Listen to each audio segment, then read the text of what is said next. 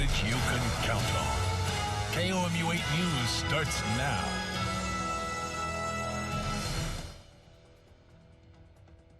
This last month, it's just been horrifying what's happened. How can you say that's not a public health issue?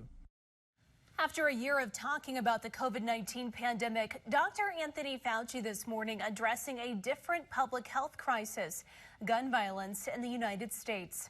Good evening, everyone. I'm Emily Spain. Thanks for joining us tonight. Dr. Fauci's comments come the same day two high-profile shootings left 6 people dead, one in Kenosha, Wisconsin, and one in Austin, Texas. In Austin, 3 people are dead and a manhunt is currently underway for the shooter. Police have identified the suspect as 41-year-old Stephen Nicholas Broderick. Officials say he is a former sheriff's deputy. They don't think the shooting was random, but that he knew the victims. Investigators have not said how they knew each other. The suspect is still at large. Police say the public should consider him armed and dangerous. At this point, we've exhausted every effort in searching this particular area for the suspect.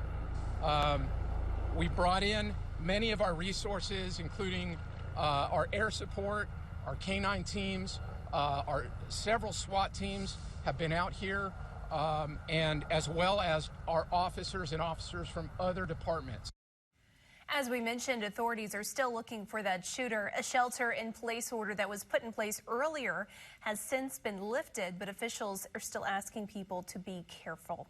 Meanwhile, an investigation is underway after a gunman opened fire in a Kenosha, Wisconsin tavern early this morning. It happened just before 1. Kenosha police say the suspect was kicked out of the restaurant for, quote, causing a disturbance. They say he came back a short time later and shot 6 people, 3 of whom died. There are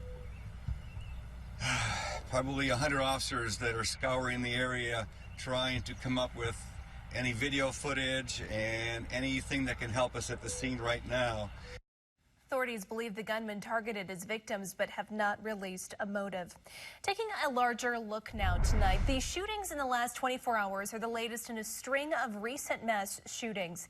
The Gun Violence Archive defines a mass shooting as any incident where at least 4 victims are shot, excluding the shooter. It says in the last month there have been more than 50 mass shootings in the U.S., including the Boulder grocery store and the Atlanta spa shootings. That averages out to 1 to 2 each day. So far this year, the Gun Violence Archive has counted more than 150 mass shootings. Last year, there were more than 600 compared to more than 400 in 2019. 10:03 is your current time.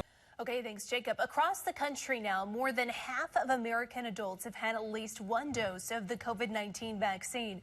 The CDC announced those numbers today. About 130 million people over 18 got at least 1 dose of the vaccine. Of those, 84 million, or about a third of the U.S. adults, are fully vaccinated. At the state level, more than 1/3 of Missouri's population has started their vaccination process. More than 23% are fully vaccinated. But how are Missouri's vaccination efforts ranking on the national level? When it comes to first doses received, Missouri places 46th. That's out of all U.S. states, territories, and federal agencies. Taking a look at our next door neighbor, Illinois ranks 19th. Arkansas falls right behind Missouri on the list. This data is according to the New York Times, so it is just a few days behind.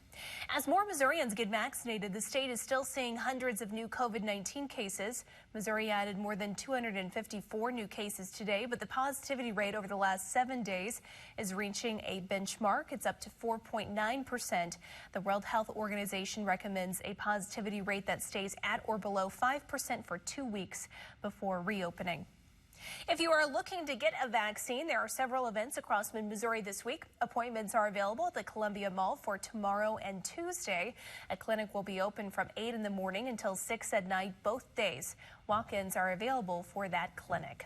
And in Montauk County, a clinic will be held this Tuesday at the United Church of Christ in California. It will be from 8 in the morning until 5 in the afternoon. Appointments are required.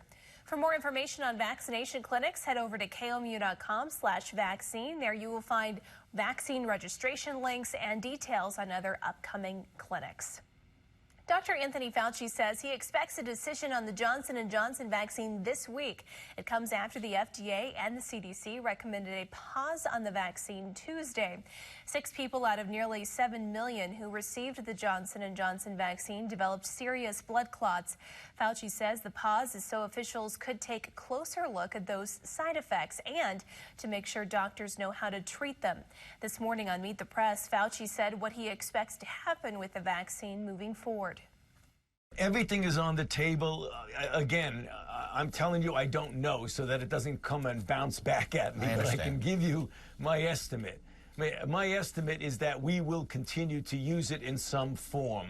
I doubt very seriously if they just cancel it. I don't think that's going to happen. CDC's advisory committee will meet this Friday to discuss next steps for the vaccine.